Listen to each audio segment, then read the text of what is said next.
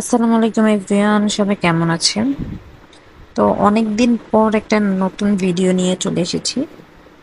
এতদিন আমার কোনো ভিডিও আপনারা দেখতে পাননি।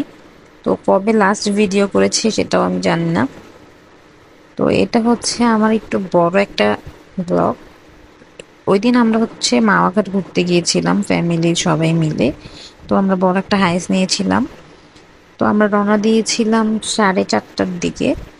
ওয়েদারটা অনেক সুন্দর ছিল, যেতে যেতে 6:30 বেজে গেছে। তো তারপরে এই যে রেস্টুরেন্টগুলো দেখছিলাম যে কোনটাতে বসবো, দেখে কোনটা ভালো লাগছে। তো অনেকগুলো দেখেছিলাম। দেখার পর আমরা একদম মাওয়াঘাটে চলে গিয়েছিলাম গাড়িটা পার্কিং করার জন্য। তো এই তো এখানে দেখি হচ্ছে অনেক গাড়ি অটো ছিল, অনেক মানুষ ছিল।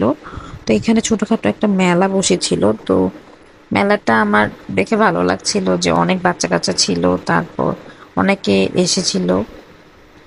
ভালো লাগছিল, ওয়েদারটাও সুন্দর ছিল, আবহাওয়াটা অনেক ঠান্ডা ছিল ওই দিন, ভালো লাগছিল। তো আজকের এই আউটফিটটা হচ্ছে আমি আড়ং থেকে কিনেছিলাম, আর এই জুতোটা হচ্ছে বে থেকে কিনেছিলাম।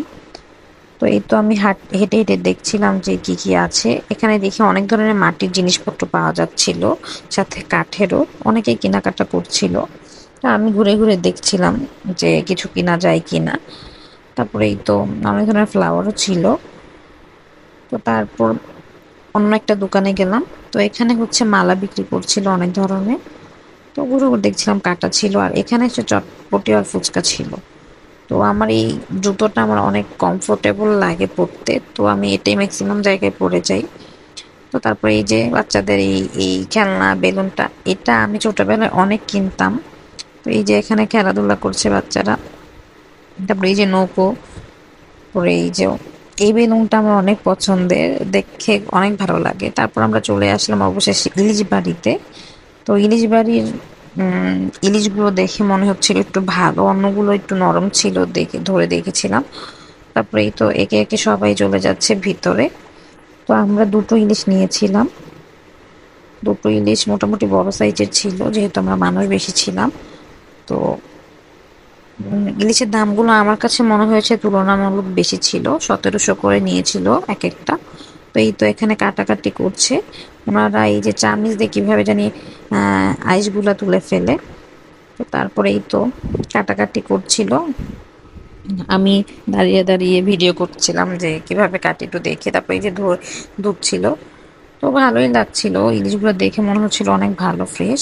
তারপরে এই যে ওনারা প্রথমে হচ্ছে ডিমটা ভেজে নিচ্ছিল, মাছের ডিম। তো বলেছিলাম দুটোই যেন ডিমওয়ালা নেয়, তো একটা নিয়েছিল। যাই হোক, কিছু তো আর করার নেই। তারপরে এই তো মাছগুলোকে লবণ মরিচ দিয়ে মাখিয়ে নিচ্ছিল সরিষার তেল দিয়ে। তো তারপরেই তো আমাদের আগে যে ওনারা দেখলাম যে ভালো মতোই বললো যে মাছগুলো ভালো। তো আমার কাছেও দেখে মনে হয়েছিল অনেক ভালো হবে। তো এই জন্যই এসেছি এখানে, অন্যগুলোর চেয়ে এখানে মনে হয়েছিল বেটার হবে। ওরা প্রথমে হচ্ছে মাছের ডিম আর হচ্ছে লেজ আর হচ্ছে মাথা ভেজে নিচ্ছিল। তারপর এই তো বেগুনটাও হলুদ মরিচ দিয়ে মাখিয়ে নিচ্ছিল।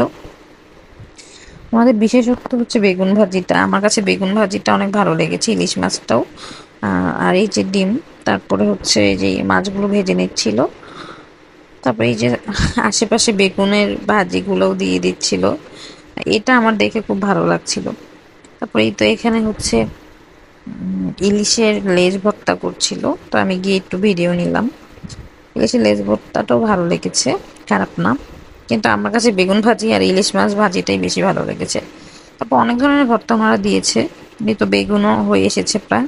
তারপরে এই যে আমরা খাওয়া শুরু করে দিয়েছি। তো এই তো সবাই খাচ্ছিল, অনেক ধরনের ভর্তা দিয়েছিল আমাদের, তো আমরা বেশি একটা ভর্তা খাইনি। শুটকি ভর্তাটা খেয়েছিলাম, আর মাছের লেজ লেজ ভর্তাটাই বেশি খেয়েছিলাম। তারপর আমরা একটা স্পেশাল সালাদ অর্ডার দিয়েছিলাম, কিন্তু ওটা হচ্ছে ওনারা দিতে লেট করে ফেলেছিল, পরে আর আমাদের খাওয়া হয়নি। তারপর খাওয়া দাওয়া শেষ করেই তো